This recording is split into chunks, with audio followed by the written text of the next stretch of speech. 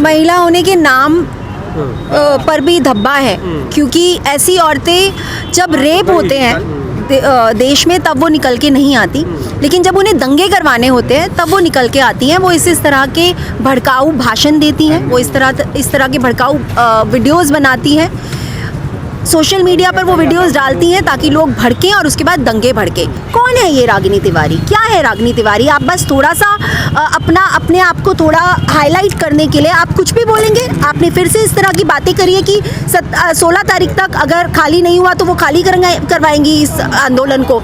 हिम्मत है तो आप करके दिखाइए। आप फिर से वही बातें कर रहे हैं, आप फिर से दंगे भड़काने वाली बातें कर रहे हैं। जब लॉकडाउन आपने अनप्लान किया, आपने एक बार भी मजदूरों के बारे में नहीं सोचा। मजदूर मरते गए, लोग भूखे मरते रहे, आप 3 महीने लोगों को खाना नहीं खिला सके। और जो किसान उनको खाना खिला रहे हैं, आप आज उनको भी, उनकी आवाज़ को भी बंद करना चाहते हैं, आप उनको भी ख़त्म करना चाहते हैं।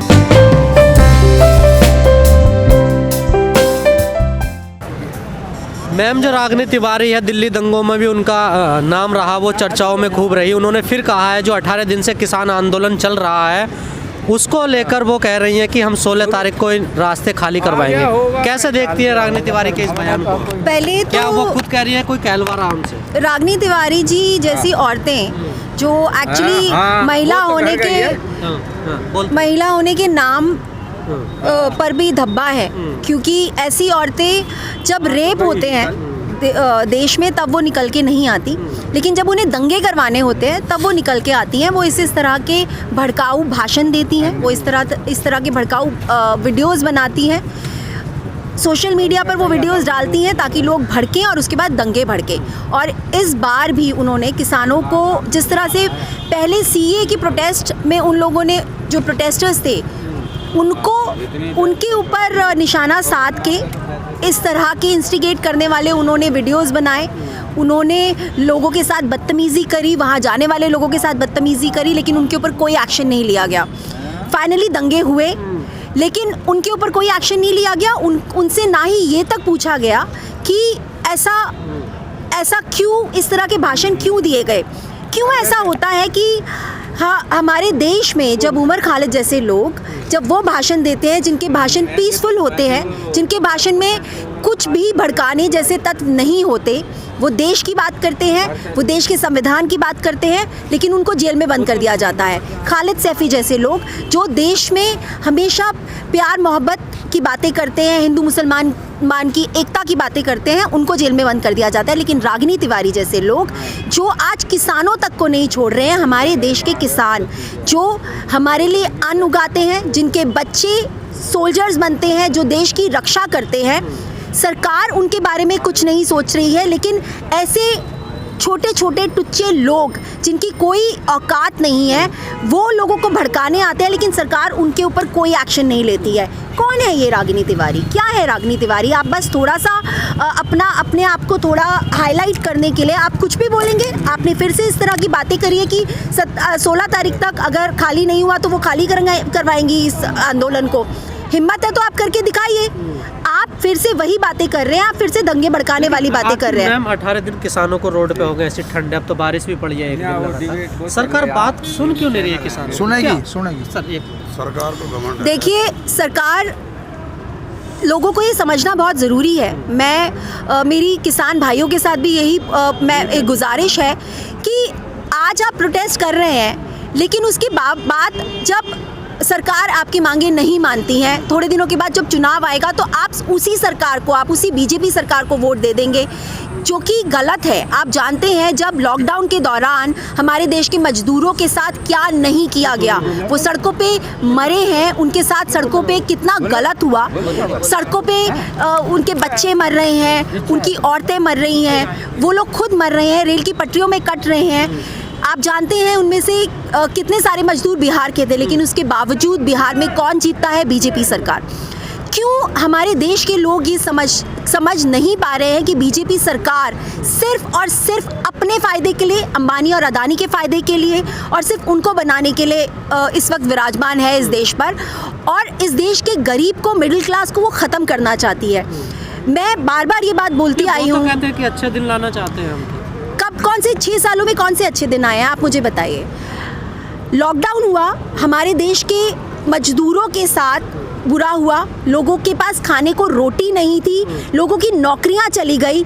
जीएसटी जैसे वो कानून लेकर आते हैं, वो इम्प्लीमेंटेशन करते हैं डीमोनेटाइजेशन की, हर चीज़ उनकी अनप्लान्ड होती है।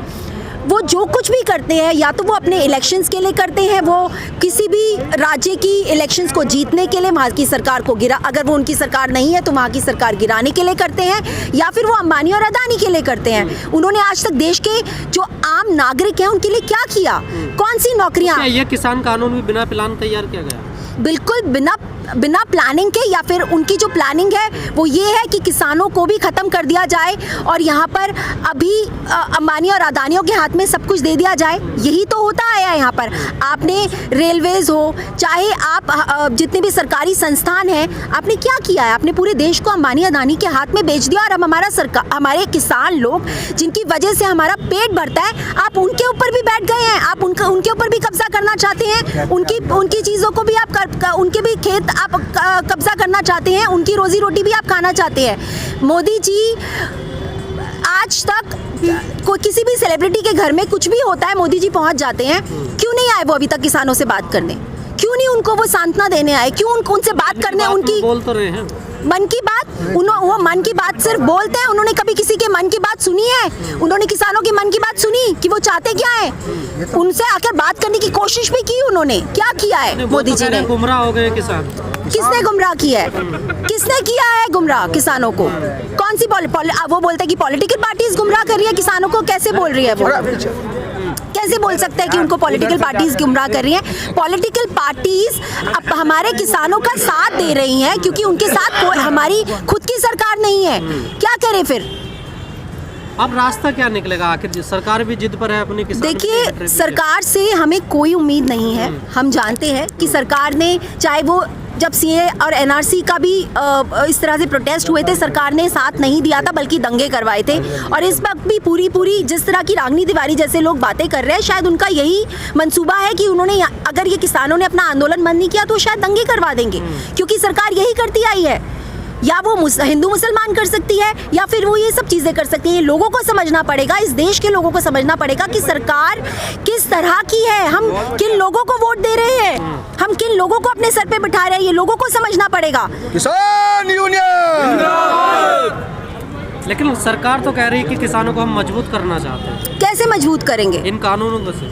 क्या किस तरह के कानूनों से वो मजबूत करना चाहते हैं जिस कानून को किसान नहीं मानते? आप मुझे एक बात बताइए, आपको मालूम है आपके लिए क्या सही है और क्या गलत है? और अगर आपको कोई आके ये बोल देता है कि मैं आपको कल से ये करना है, मैं जानता हूँ आपके लिए क्या सही है, तो आपको लगता है कि आपको वो मानना चाहिए? किसान अपने बारे में खुद नहीं जानते कि उनके लिए क्या सही है और क्या गलत है।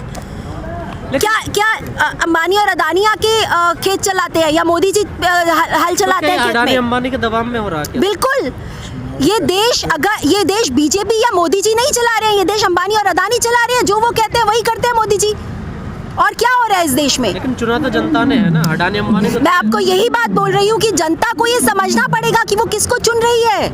जनता को ये समझना पड़ेगा। और अगर आइडियली सरकार को समझना चाहिए था कि वो क्या कर रही है और क्या नहीं कर रही है। और अगर सरकार नहीं समझ रही है तो जनता को आगे आके बॉयकॉट करना पड़ेगा सरकार को पूरी तरह से।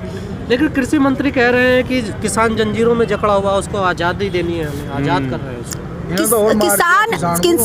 किसानों को आप जंजीरों में जकड़ नहीं रहे हैं, आप उन्हें अपनी जंजीरें पहना रहे हैं। आप उन्हें बांधने की कोशिश कर रहे हैं जिस तरह से आपने इस देश के नौजवान को बांध दिया है। आपने रोजगार छीन लिया है नौजवानों से और आज आप किसानों की रोजी रोटी भी छीनना चाहते हैं। जब किसान आत्महत्या कर रहे थे, कहाँ थे मोदी जी? कभी किसी से मिले वो आकर?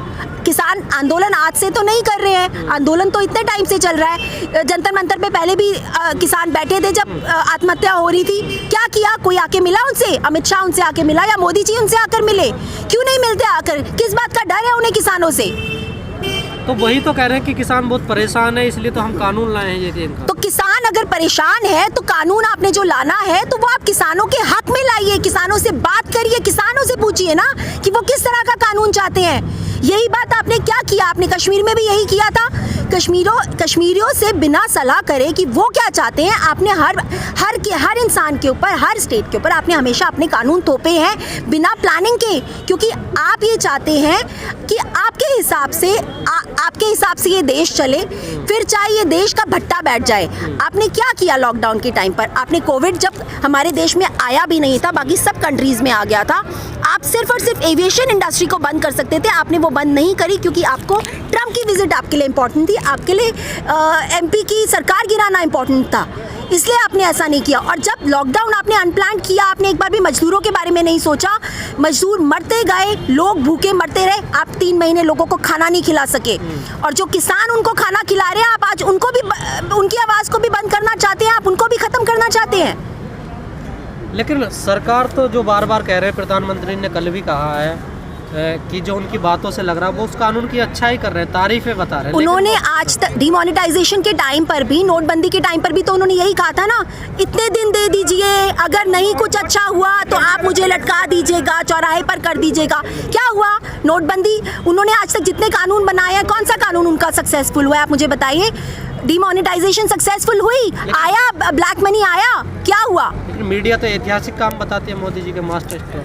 देखिए, मीडिया अगर मीडिया सही होती तो आज बीजेपी पावर में नहीं होती। आप ये बहुत अच्छे से जानते हैं कि किस तरह से मीडिया को मैनिपुलेट किया गया है इस देश पे कब्जा करने के लिए। आज मीडिया वही दिखाती है जो मोदी जी कहते हैं, जो बीजेपी चाहती है वही मीडिया दिखाती है। क्या कर रही है? आप मुझे बताइए कि जिस टाइम कांग्रेस पावर में थी, मैं यहाँ पर सब लोगों से पूछती हूँ, किसके घर में रोटी नहीं थी, किसके घर में नौकरी नहीं थी, और किसके घर में सब कुछ अच्छे से नहीं चल रहा था? एक ऑटो वाला भी अपना घर बना लेता था, क्योंकि कांग्रेस के टाइम पर लोगों के बारे में सोचा जाता था, आम आदमी के बारे में सोचा जाता था, ना कि अंबानी और अडानी के बारे में। उसके बावजूद कांग्रेस को ख़त्म करने के लिए अन्ना हजारे प्रोटेस्ट चलाया गया। उसको कौन फंड कर रहा था? बीजेपी। कहाँ है अन्ना हजारे? तो आज भी नहीं दिखाई दे रहा, हमने मैं आपको वही बोल रही हूँ, कहाँ है अब अन्ना हजारे? आपने सिर्फ कांग्रेस को खत्म करने के लिए आपने वो प्रोटेस्ट चलाया, आपने, बीजेपी उसको फंड कर रही थी, बीजेपी ने ये सब किया। उसके बाद बीजेपी ने मीडिया खरीदा, बीजेपी ने हमेशा मीडिया खरीदने के बाद टारगेट किया यूनियन जिंदाबाद। लेकिन बाबा रामदेव कह रहे हैं कि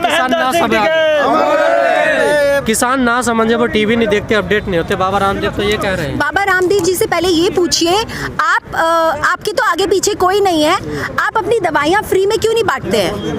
आप पैसा क्यों लेते हैं? आप तो इंडस्ट्रियलिस्ट बन के बैठे हुए हैं। क्या बाबा रामदेव कौन है? वो भी तो पपेट ही है बीजेपी के। क्या है वो? लेकिन वो सोशलिस्ट क्यों नहीं सोशल इश्यूज में जब रेप होते हैं लड़कियों के, तब क्यों नहीं बोलते हैं वो? जब देश में दंगे होते हैं तब क्यों नहीं बोलते हैं? कहाँ छुप जाते हैं वो जाके?